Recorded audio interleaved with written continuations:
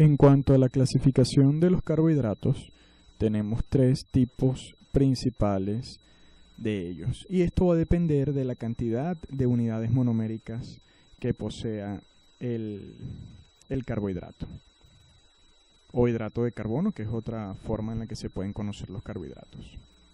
En primer lugar, tenemos la unidad monomérica de los carbohidratos, que son los monosacáridos. Los monosacáridos están constituidos por una sola unidad de azúcar, que puede ser polihidroxialdehído o puede ser polihidroxicetona. Como recordamos, los monosacáridos, los carbohidratos, son cadenas hidrocarbonadas que tienen varios grupos hidroxilos o también denominados alcoholes, cadenas polihidroxi, que poseen grupos aldehídos o grupos cetonas. Por eso es que decimos que los monosacáridos son una sola unidad de azúcar o una sola unidad de carbohidratos que puede ser polihidroxialdehído en el caso de que el grupo funcional se encuentre en el carbono número 1 o cetona en caso de que el grupo funcional se encuentre en cualquier carbono que no sea en los extremos. Aquí tenemos una estructura de un monosacárido que tiene 6 átomos de carbono, 1, 2, 3, 4, 5 y 6 átomos de carbono. Además, vemos que alrededor de estos átomos de carbono tenemos varios grupos hidroxilos.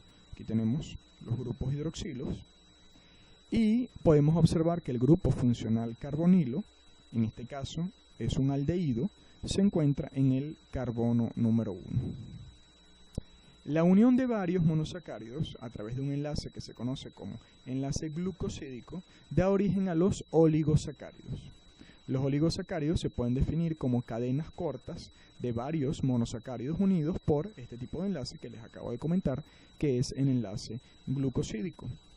Los oligosacáridos pueden subclasificarse en disacáridos, trisacáridos, etc., hasta tener un máximo de 9 unidades monoméricas, es decir, son cadenas de entre 2 a 9 monosacáridos unidos mediante enlace glucosídico.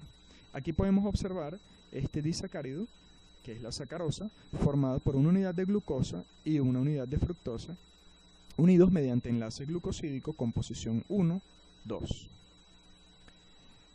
Y por último tenemos los polisacáridos. Los polisacáridos se definen como compuestos más complejos formados por unas 10 o más de 10 unidades de monosacáridos unidos mediante enlace glucosídico.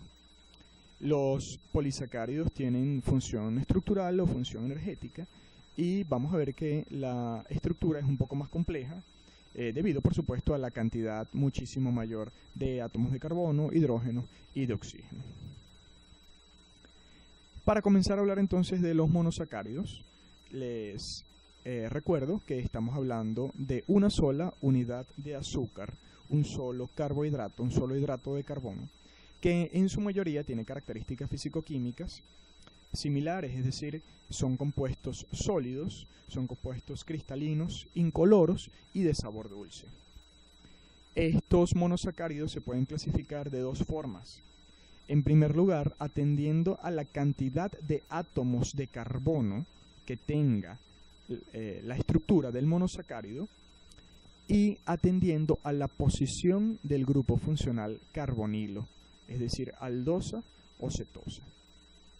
En el caso de la clasificación de acuerdo al número de átomos de carbono, tenemos triosas, tetrosas, pentosas, hexosas y heptosas.